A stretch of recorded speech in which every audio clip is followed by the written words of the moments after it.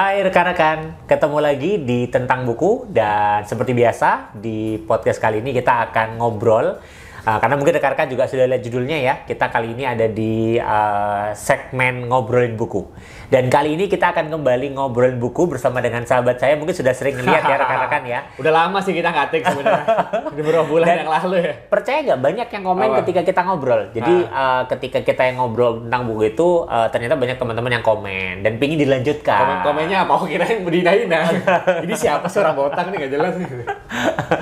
Dan kita hari ini akan ngobrolin sesuatu yang menarik nih, Dli. Karena kalau ngomongin tentang leadership atau konsep kepemimpinan, kita selalu cenderungnya orang itu udah selalu ngomongin bahwa itu kita mimpin tim. Yes, tapi hari betul. ini kita akan bahas kepemimpinan yang berbeda. Di konsep yang baru ya. Sebenarnya nggak baru-baru banget ya barangkali. Cuman mungkin baru nyadar. Nah, ini kita akan share nih, bukunya bagus soalnya. Dan apa ya, orang jarang ngomongin gitu. Orang jarang ngomongin, itu sih lebih tepatnya sih, itu sih. Gitu. Karena kalau ngomongin leadership itu biasanya orang lebih banyak ngomongin contoh nih ya. Kalau mungkin zaman-zaman kuliah dulu. Ngomongin leadership itu selalu contoh yang dicontohkan lah, gimana sih ngomongnya? Tokoh yang dicontohkan. Betul. Itu mungkin nama-nama besar kayak Soekarno misalkan atau Mahatma Gandhi yang itu kita bisa bilang posisi top di puncak kan. Nah, ini beda nih. Ini agak beda nih kalau. Dan biasanya indikator sukses atau enggaknya seorang pemimpin itu ketika dia berhasil mengelola timnya. Banyakan yang diomongin. Betul. Jadi lebih ke ngomongin ngelola tim ya. Padahal sebagai leader banyak harus dikelola. Betul. Dan juga nggak jarang orang tuh bilang gini, loh berarti leadership itu hanya untuk orang yang punya tim. Kalau saya nggak punya tim, berarti leadership saya nggak bagus dong. Nah, itu dia, betul tuh. Itu juga tuh salah satu yang jarang dibahas ya. Kita akan bahas hari ini. Kita mau bahas apa sih ngomong-ngomong? Nah, mungkin rekan-rekan juga sudah lihat nih bukunya ada di belakang. Kita jadikan background sengaja gitu ya, karena hari ini kita mau ngobrolin buku yang sebenarnya ini buku lama. Jadi saya juga punya ini rekan-rekan bukunya, tapi buku versi saya itu sama 360 derajat leader, tapi itu warnanya merah gitu. Dan kemarin Fadli baru nunjukin hijau sekarang warnanya gitu ya. Karena baru beli ya. Kalau tertarik bisa klik keranjang kuning. Kok belum ya? Belum. Kita bukan jualan. Kita nggak jualan nih, bukan channel dia ya. Oke. Iya, betul. Kita akan ngomongin leadership 360 derajat yang ditulis oleh John Maxwell. Yes, Ini betul. kalau ngomongin John Maxwell ini adalah tokoh pembicara gitu ya, yang memang banyak ngomongin tentang leadership. Yes. Nah, dan hari ini dia ngomongin di buku ini gitu ya, ngomongin tentang leadership itu ternyata nggak cuma buat orang yang punya tim gitu, tapi juga bisa buat orang-orang yang bahkan nggak punya tim. Yes, betul sekali. Saya akan mulai dengan Fadli. Oh, jadi sekarang kamu yang nanya ya? Iya. Ini sudah nyiapin teks ini tujuannya itu. Aduh. Emang kalau Coach Ivan ini persiapannya matang sekali. Karena saya udah baca buku ini lama. Oh iya. Kalau jujur udah agak lupa-lupa dikit gitu. Frameworknya tahu. Ngomong leadership mah. Karena kemarin Coach Ivan asli ahlinya lah. Enggak lah. Jadi kemarin itu beliau baru menyelesaikan bacaan ya. Baru banget. Ya sekitar semingguan lah, nggak nyampe seminggu buku ini udah selesai. Berarti sudah fresh ya? Masih fresh lebih tepatnya. Karena biasanya kan kalau baca tapi kita nggak pernah sharing kan lupa kan ya. Makanya di podcast ini kita mau share sekalian biar makin nancep lah isinya apaan gitu. Oke. Dan juga yang penting adalah gini, selain isi buku, karena kan kalau kita sebenarnya membaca itu setiap orang pasti akan menafsirkan dengan experience masing-masing kan. Jadi mungkin selain kita akan bahas bukunya, kita juga akan sharing nih pengalaman kita pribadi. Karena kan kita juga pernah lah ya jadi leader. Oh, bukan pernah, mungkin sedang jadi leader gitu ya. Di tempatnya masing-masing, kita akan coba share juga nih perspektif kita terkait dari buku ini seperti apa. Dan menurutku itu akan lebih menarik sih sebenarnya. Oke, kita akan coba bahas. Tapi sebelum kita bahas lebih detail, saya mau sebagai orang yang masih fresh baca, sebutkan 3 hal paling berkesan yang didapatkan selesai baca buku ini apa? Tenang, Bin. Sebenarnya gini, kalau kita tadi ya, ketika awal kita ngobrol tadi, leadership itu kan kebanyakan ngomongin tentang mimpin ke bawah kan. Nah itu yang jujur aja, ketika dulu mungkin awal-awal sebelum membaca buku ini dan literatur lain yang berhubungan dengan leadership, yang ternyata leadership itu luas gitu. Jadi yang menarik adalah ya, ini mungkin tidak 3 hal, tapi ada 4 hal yang menurutku menarik, yang sebenarnya menggambarkan konsep 360. Nah, seperti 360 itu kayak apa kalau dirimu bayangkan? 360 itu kayak lingkaran. Kalau kita ngomong memimpin tim, itu kalau kita ibaratkan dengan sebuah simbol, kira-kira simbol apa? Dari garis dari atas ke bawah. Panah ke bawah. Makanya di sini disebutkan 360 karena ternyata sebagai leader itu yang dipimpin tuh nggak cuman di bawah doang. Itu yang menarik tuh.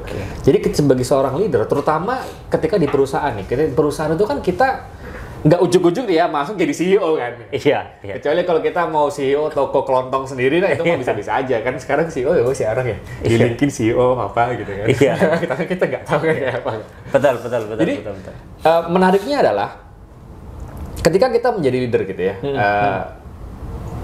Ada di posisi di mana mungkin kita as a first time leader gitu, maksudnya dari level spesialis atau level officer atau apapun yang nggak pernah punya tim gitu ya, terus kemudian kita dipromosiin jadi supervisor lah, misalkan kita punya tim 1, 2, 3 orang.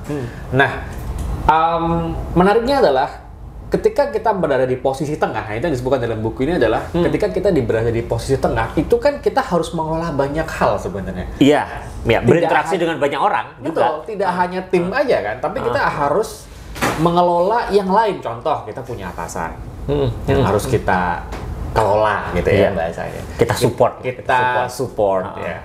Kita punya tim yang juga kita harus manage. Tim bawahan ya.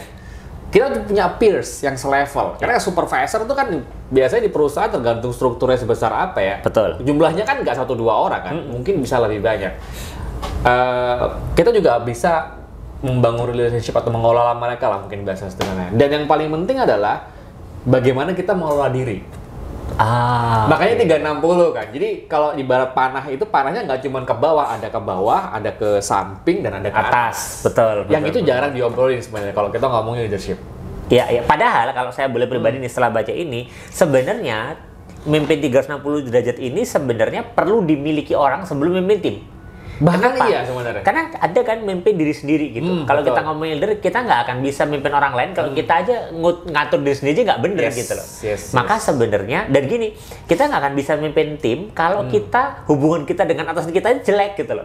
Orang leader kita ngeliat, tim kita ngeliat kan, dia aja sama atasannya sendiri aja tengkar, mau memimpin gaya gitu kan.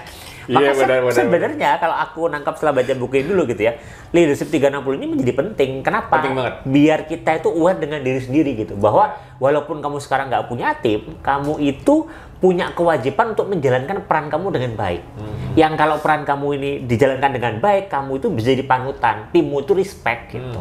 Kalau dari aku itu seperti itu. Dan nyadar nggak sih, Van, kalau kita di perusahaan itu pasti kita akan berada di posisi tengah terus. Iya.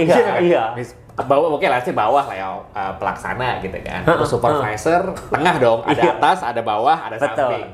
Naik dikit asisten manajer, ada atas, ada bawah, ada samping. Naik dikit manajer, atas, bawah, samping. Senior manajer, bahkan sampai ke level direktur pun juga ada atas, bawah, samping. Ada owner di atasnya dong. Betul lah, kecuali kalau Anda sudah di posisi paling top baru, mungkin justru lebih kompleks. Ada juga atasnya kan, pemegang saham. Iya, saham. Itu kan juga harus kita manage kan. Jadi emang 360 ini sebenarnya ya di posisi menengah, kalau kita lihat di organisasi yang menengah semua kayaknya. Mostly kan menengah justru. Makanya ini suatu topik yang menurutku jarang dibahas, ini penting banget buat kita diskusikan.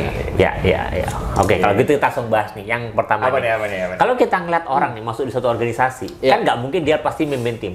Yang pertama adalah dia pasti punya atasan. Betul. Nah, kalau melihat buku ini nih, apa sih yang kemudian menarik yang dirimu rasakan, yang dia memberikan tips gitu ya, bagaimana kita memimpin atasan? Karena kan itu dulu kan, memimpin atasan dulu kita pasti, gitu kan? Tapi sebelumnya aku nanya dulu nih, kalau membayangkan kata memimpin atasan tuh di kepalamu apa yang terbersit pertama kali? Yang terbersit atau yang karena sudah pernah baca? Ya terserah kamu. Kan otomatis udah pernah baca, pasti udah ada terbersit kan? Iya, oke. Awal sebelum paham konsepnya baca gitu ya, yang terpikir adalah bagaimana kita bisa mempengaruhi atasan. Leadership itu kan tentang mempengaruhi sebenarnya. Iya, betul. So kalau kita ngomongin atasan, kita bisa mempengaruhi atasan. Memang tidak mempengaruhi untuk dalam kaitan dengan struktur ya. Karena strukturnya jelas, dia lebih atas daripada kita. Tapi bagaimana kita bisa mempengaruhi dia sehingga ketika kita punya argumen, kita punya sesuatu, gagasan yang mau kita sampaikan, itu dia lebih bisa menerima gitu. Yang ujung-ujungnya tujuannya tersampaikan. Kalau aku satu kata, lawan katanya leadership apa? Apa? Leader, ada leader, ada follower. Followership. Itu yang juga jarang dibahas sebenarnya kan. Iya, orang ngajarin gini, banyak yang dibahas itu adalah bagaimana jadi leader yang baik, tapi nggak ada yang ngajarin bagaimana jadi follower yang baik. Karena basically ketika kita memimpin atasan itu sebenarnya dua hal menurutku.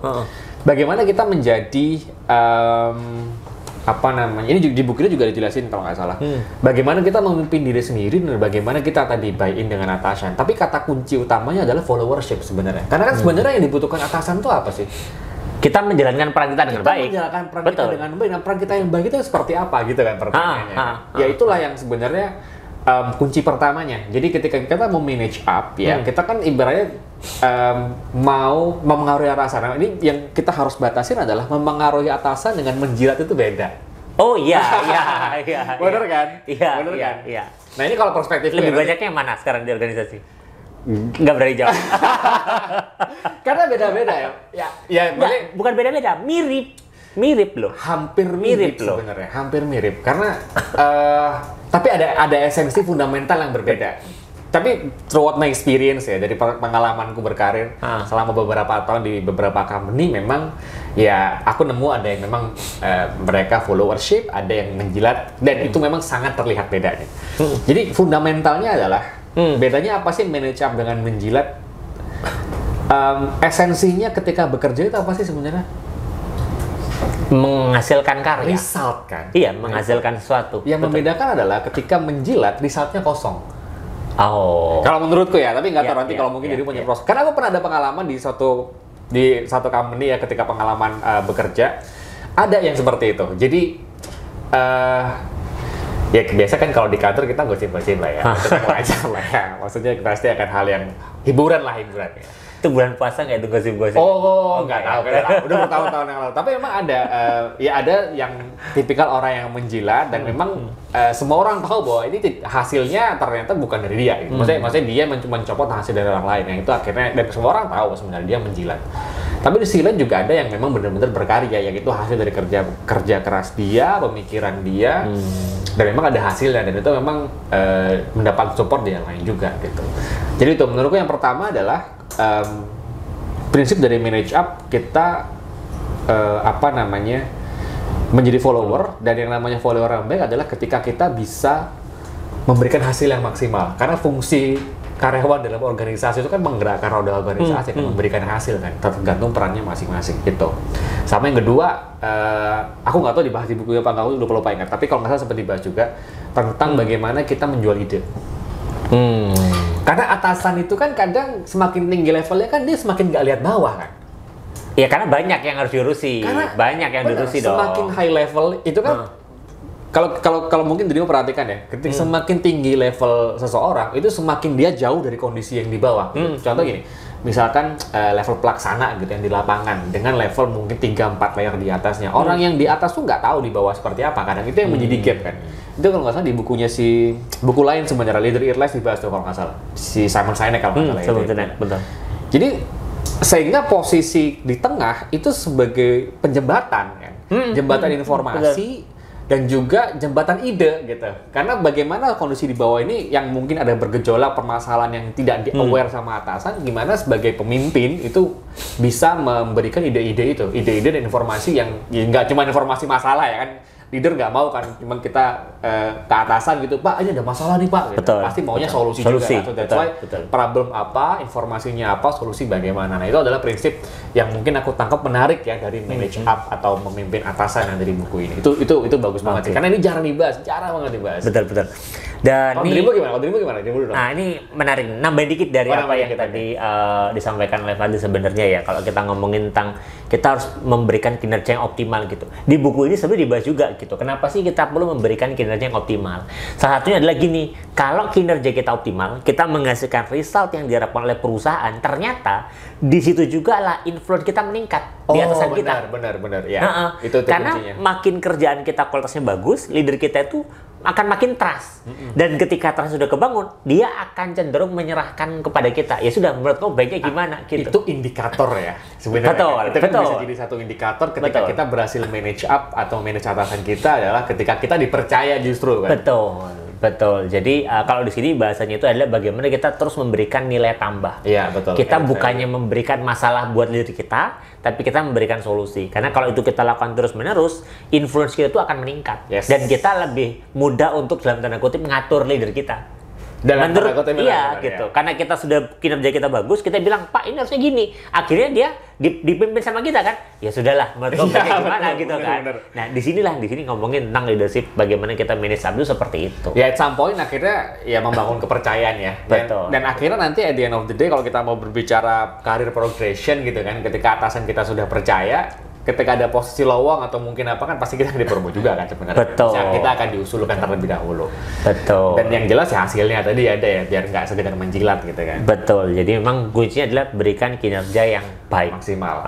Nah cuman ketika kita menjalankan fungsi dan peran dengan baik itu pasti akan banyak ada kendala gitu kan. Pertanyaannya kan gini, kalau dalam kehidupan nyata apakah mudah itu dilakukan?